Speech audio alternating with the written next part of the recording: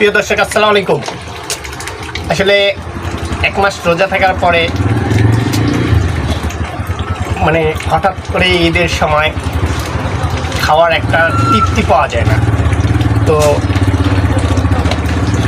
এই ঈদের পরে হয়তো 2-4 দিন পরে আবার আগের মতো স্বাভাবিক খেতে পারা যায়। তো সেক্ষেত্রে আজকে একটা আস্ত মুরগি প্লাসের সঙ্গে আরও লেগ পিস নিছি, নিয়ে এটাকে পোড়াবো, গ্রিল করবো।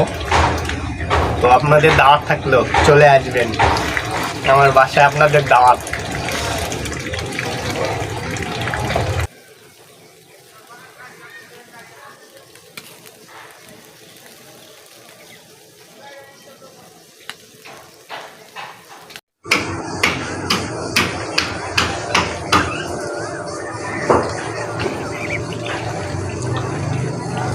সেই টেস্ট, মজা, এত মজা কেন?